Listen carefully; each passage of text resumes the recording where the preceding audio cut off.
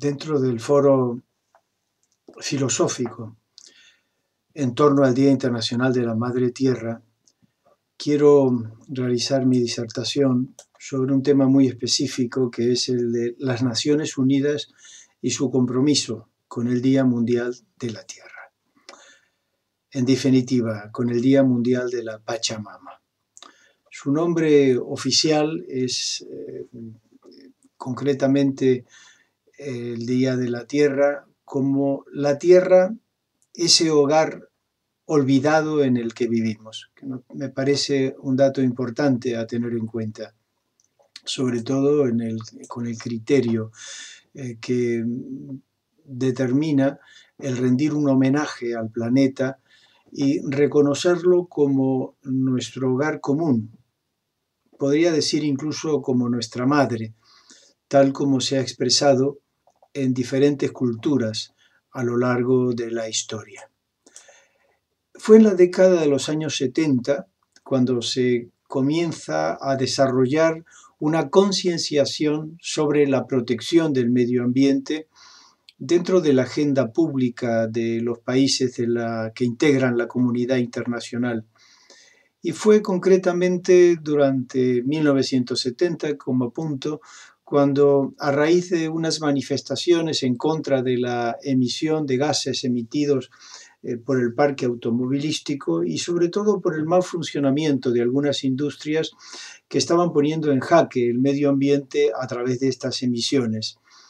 Fue en esos momentos cuando más de 140 países se unen a la iniciativa de forjar el Día de la Tierra a través de diferentes plataformas medioambientales.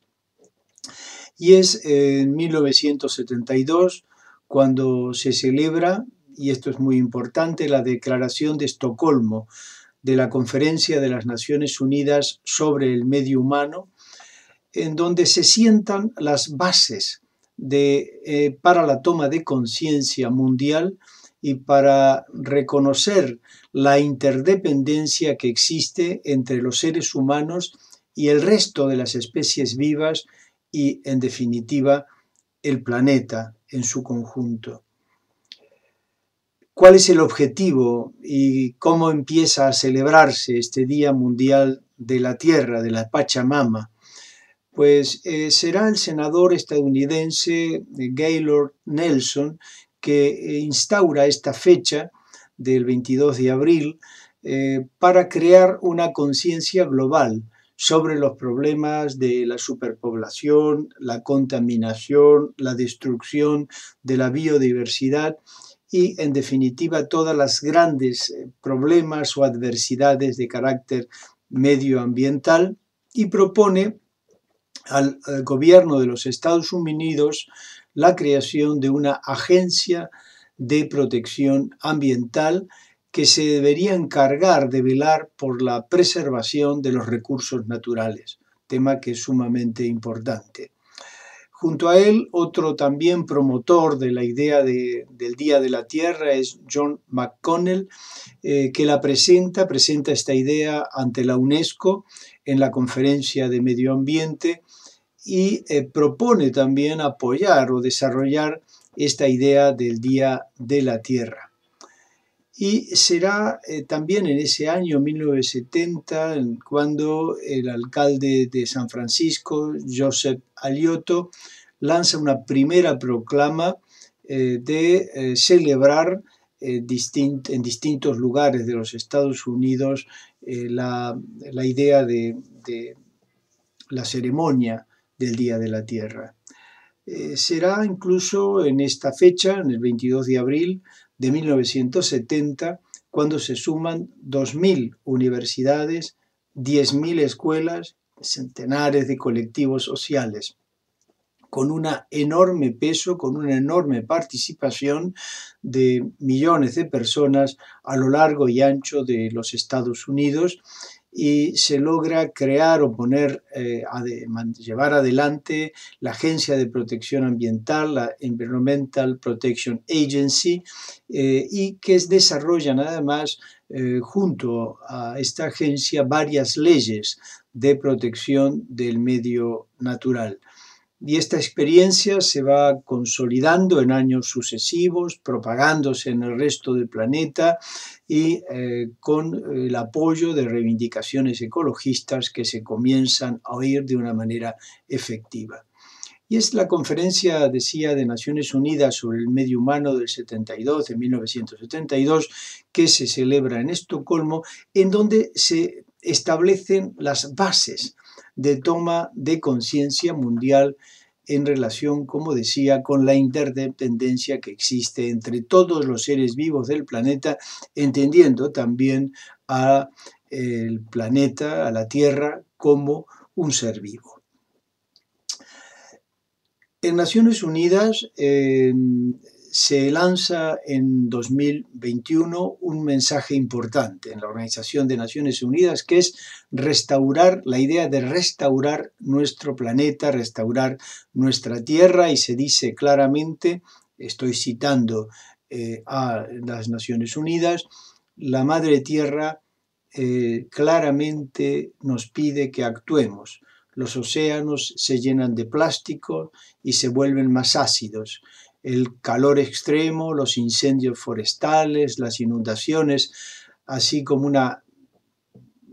surgen numerosos huracanes en el Atlántico que han batido récords, y ahora, para colmo, recordemos que estamos ante la COVID-19, una pandemia sanitaria mundial con una fuerte reacción en la salud de nuestro ecosistema. El cambio climático, los cambios provocados por el hambre en la naturaleza, así como los crímenes que perturban la biodiversidad, como son la deforestación, el cambio de uso del suelo, la producción agrícola y ganadera intensiva o el creciente comercio ilegal de la vida silvestre, vuelven a aumentar el contacto y la transmisión de enfermedades infecciosas de animales a humanos, conocidas como enfermedades zoonóticas. Evidentemente, es necesario restaurar, por tanto, nuestros ecosistemas. Y la Asamblea General de las Naciones Unidas será justamente cuando en 2009 adapta o crea la idea del Día Internacional de la Madre Tierra. Y dentro de los distintos puntos de esta proclama, la Declaración de Estocolmo que se llama, se establecen 26 puntos, de los cuales quiero destacar dos puntos, el principio 20 y el principio 21, para no alargarme excesivamente. Dentro del principio 20, se desea fomentar en todos los países, especialmente en los países en vías de desarrollo, la investigación y el desenvolvimiento científico referente a los problemas ambientales, tanto nacionales como multinacionales, y a este respecto es importante o se manifiesta como importante el libre intercambio de información científica actualizada y la experiencia sobre la transferencia que debe ser objeto de apoyo y asistencia, desarrollando tecnologías ambientales que deben ponerse a disposición de los países en desarrollo en condiciones que favorezcan la difusión y contribuyan a proteger el medio ambiente. Y el principio 21 incide que, de conformidad con la Carta de las Naciones Unidas y con los principios del derecho internacional, los estados tienen el derecho soberano de explotar sus propios recursos, eso sí, pero en aplicación de su propia política ambiental y con la obligación de asegurar que estas actividades se llevan a cabo dentro del respeto y el control más absoluto, con el fin de no perjudicar el medio, no solamente de su propio estado, sino de estados vecinos. Por eso, si nos fijamos en los 26 puntos, de los cuales he seleccionado solamente 2, vemos que el recorrido de la protección medioambiental es un recorrido largo, duro, complejo. Y hace falta que todos los países en el planeta se pongan de acuerdo con el fin de alcanzar una armonía con la naturaleza y lograr que los problemas, alcanzar de alguna manera diluir los problemas que afectan al medio ambiente y buscar que los países garanticen, y aquí quizá está la clave y voy a repetirme sobre esta idea, una educación inclusiva, equitativa y de calidad para que en todos los países del mundo se desarrollen conceptos sobre la importancia de luchar contra el cambio climático. Y por esta razón comienzan a elaborarse lemas relacionados con el Día Mundial de la Tierra. Voy a recoger algunos simplemente para que tengamos una visión holística, global del tema. Por ejemplo, en 2017 el lema que se aplica para el Día Mundial de la Tierra es el siguiente: alfabetización medioambiental y climática. Lo apuntaba hace un momento. Se parte de la idea de que la educación constituye uno de los cimientos fundamentales del progreso y es necesario que la ciudadanía mundial desarrolle y conozca estos conceptos, que se provoque o se desarrolle una alfabetización medioambiental y climática justamente para empezar a lograr ser más respetuosos con el medio ambiente. Luego, al año siguiente, en 2018, el lema va a ser muy llamativo y muy importante en este sentido, porque habla de terminar con la contaminación de los plásticos. Es una lucha permanente tratando de alcanzar, y el lema es el siguiente, una tierra sostenible, hacia una tierra sostenible en donde la producción y los patrones del consumo se encuentren en equilibrio, o dicho de otro modo, en armonía con la propia naturaleza. Al año siguiente, 2019, se habla de que el lema será otra vez educación y cambio climático, en donde la idea es alcanzar estos niveles de concienciación de carácter mundial. Luego, en el año siguiente, en el 2020, es muy bonita el lema porque indica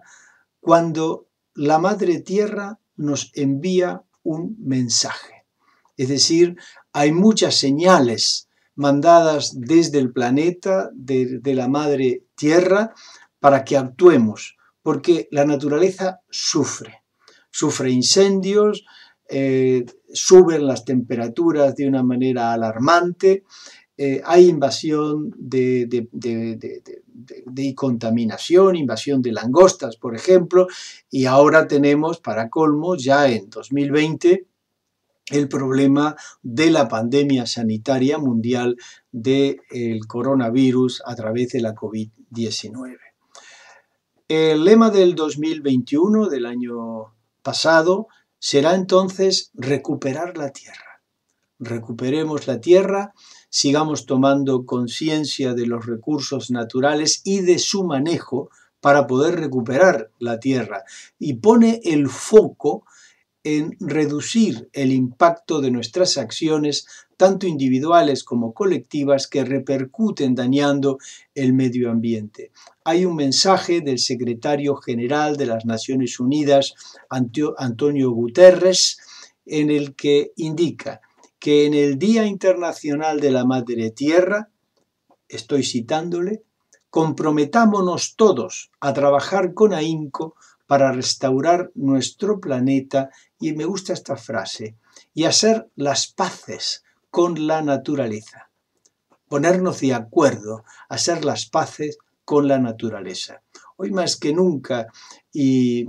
en mayor o menor medida, las personas comenzamos, los seres humanos, a ser conscientes de que en nuestras manos está la solución del problema y de alcanzar una armonía con nuestro planeta, con nuestra madre tierra. Porque todas las personas estamos sufriendo y debemos aprender de nuestros errores para evitar cometerlos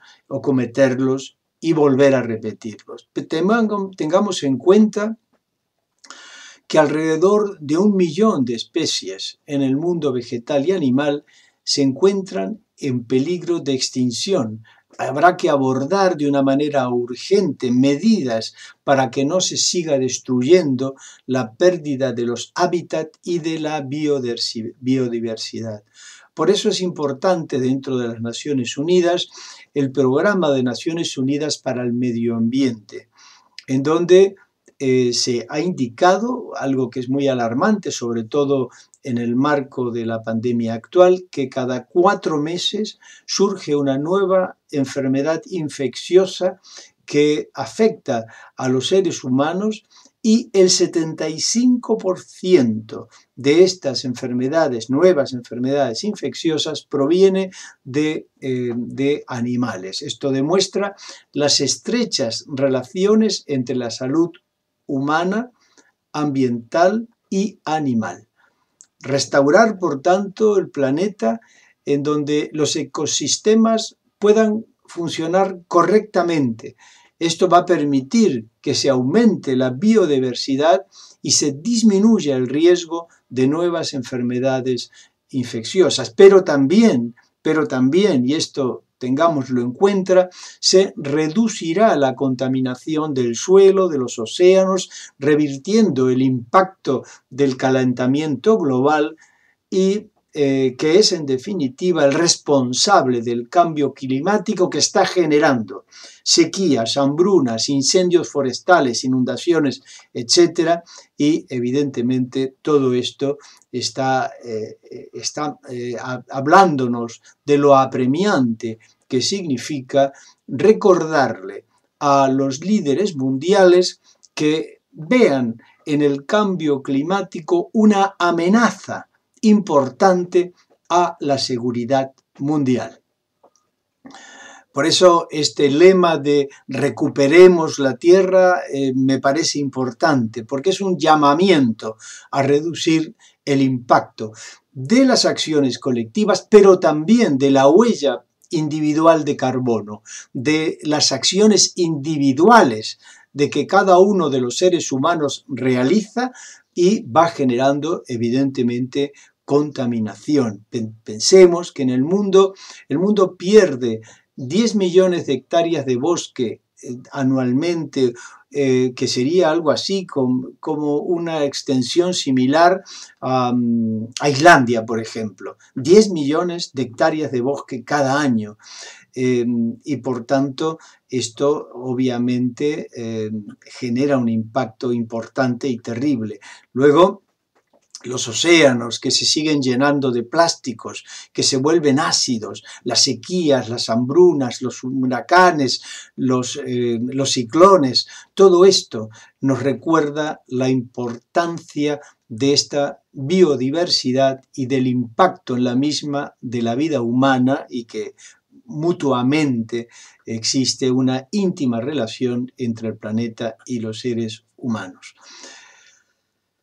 Los esfuerzos internacionales han sido sugestivos e importantes. No olvidemos que en 1992 más de 178 países firman la Agenda 21,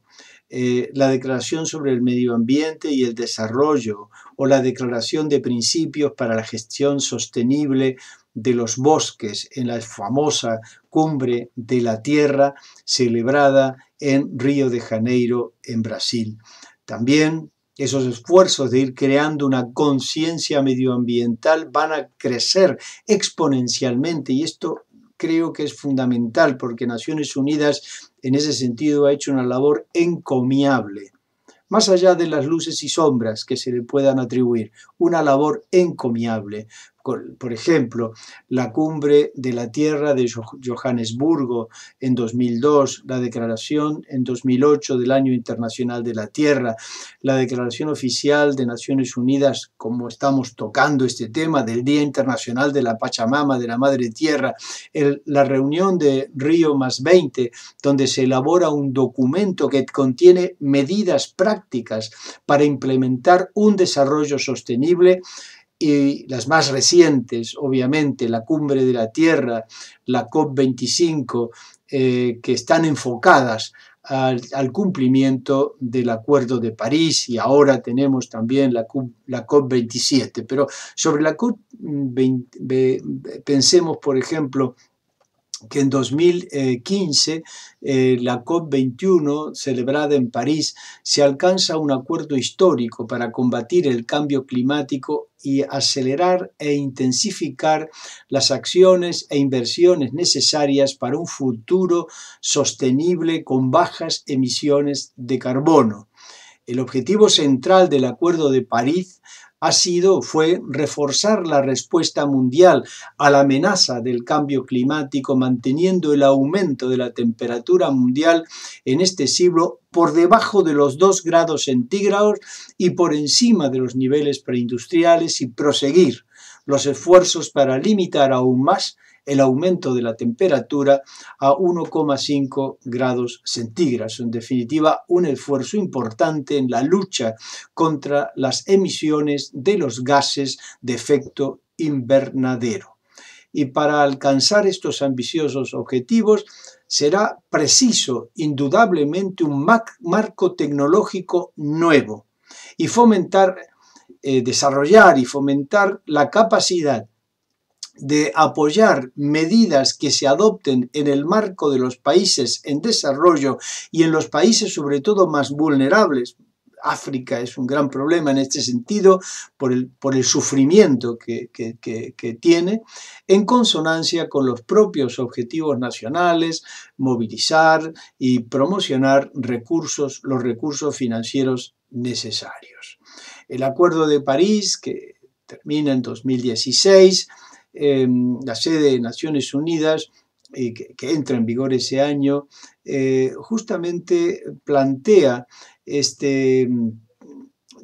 necesidad de que el acuerdo pueda ser operativo y no simplemente papel mojado, es decir, algo que se quede en buenas intenciones. Y de alguna manera se pone en marcha en París un programa de trabajo para elaborar las modalidades, procedimientos y directrices dentro de una amplia gama de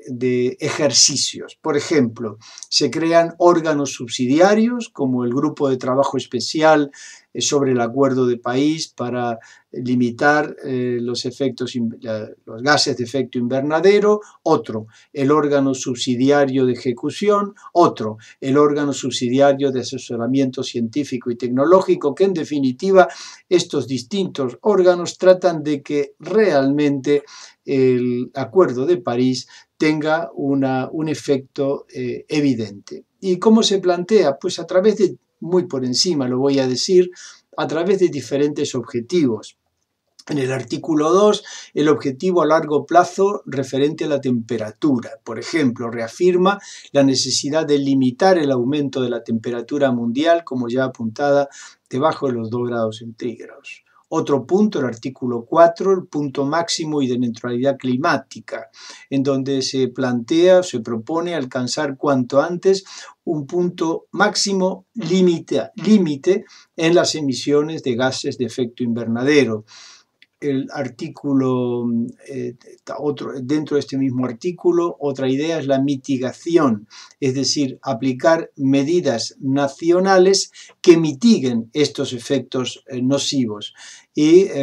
además que los estados comuniquen a la comunidad internacional, a las Naciones Unidas, sus contribuciones determinadas a nivel nacional y cada 5 años para limitar estos efectos. Luego el artículo 5 habla sobre sumideros y depósitos, es decir, lograr sumideros y depósitos para los gases de efecto invernadero, obviamente que traten de salvar o superar la contaminación alarmante a la que estamos sometidos. Luego el artículo 6 habla de la participación voluntaria y de enfoques relacionados con el mercado, es decir, permitir una mayor interrelación entre los estados para alcanzar una transparencia y una contabilidad sólida. En este sentido, otro artículo dedicado a la adaptación con el objetivo de fortalecer significativamente los esfuerzos nacionales de adaptación mediante el apoyo y la cooperación internacional. Otro artículo, el octavo, el anterior era el séptimo, este es el octavo, pérdidas y daños, por ejemplo, la importancia de evitar, de reducir al máximo y hacer frente a las pérdidas y daños relacionados con los efectos adversos del cambio climático, incluidos los fenómenos meteorológicos extremos, los fenómenos de evolución lenta o la contribución del desarrollo sostenible a la reducción del riesgo de pérdidas y daños. Otros artículos 9, 10 y 11 dedicados a los recursos financieros, tecnológicos para el fomento de la capacidad en el suministro de recursos con el objetivo de alcanzar un equilibrio entre la adaptación y la mitigación de estos efectos. Obviamente hay un artículo dedicado, como no podía ser de otra manera, ya lo hemos señalado, el artículo 12, a la educación, la formación, la sensibilización y la participación del público y el acceso a la información sobre el cambio climático, lo que está muy relacionado con la transparencia, es decir, un sistema sólido de transparencia donde pues sepamos lo que cada estado realiza para luchar contra el cambio climático, que nos lleva al artículo 14 que habla del balance mundial, un balance mundial que tendrá lugar en el 2023. Nos quedan 2 años, a partir de ese momento se tiene que evaluar el progreso colectivo hacia el logro de los objetivos de este acuerdo de una manera global, de una manera holística, como me he referido en diferentes momentos de esta presentación. Y ya voy a terminar con la referencia a lo planteado para el 7 a 18 de noviembre de 2022, que es la Conferencia de las Naciones Unidas sobre el Cambio Climático, la COP27, que se va a celebrar en Sharm el-Sheikh, en Egipto, y está previsto que esta conferencia logre avanzar en las conversaciones mundiales sobre el clima y movilizar la acción en este sentido para examinar las importantes repercusiones del cambio climático. Y justamente lo apuntaba hace un momento, sobre todo en los países africanos, dado que es además en Egipto donde se va a celebrar, y que hay que tener en cuenta en un informe publicado por la Organización Meteorológica Mundial sobre el estado del clima en África en el 2020, en donde se advertía ya la desproporcionada vulnerabilidad de este continente, estimando que para el 2030 hasta 118 millones de africanos estarán en una pobreza extrema, expuestos a sequías, inundaciones y a un calor increíble, insoportable. Y todo ello, obviamente, afectará el avance para mitigar la pobreza, el crecimiento económico, lograr el crecimiento económico y hacer que los seres humanos en aquel continente puedan superar esta pobreza generalizada y enquistada. En definitiva, estamos ante un reto importante, un reto fundamental, y en este día de la Pachamama, en este día de la Tierra, desearía terminar mi exposición recitando un poema de Emilio Paz dedicado a la Pachamama y en donde nos recuerda la necesidad de no alterarla y de quererla. Y dice así: Madre, Madre Tierra, tierra intrépida, que solo lamenta el abandono de tus hijos cuando éstos se alejan de tus raíces, de tus entrañas, de tu útero divino, dejándote morir en el silencio, vaciando tus riquezas entre las alas del cóndor para que puedan sobrevivir al olvido, al acto fratricida de tus hijos. Muchas gracias.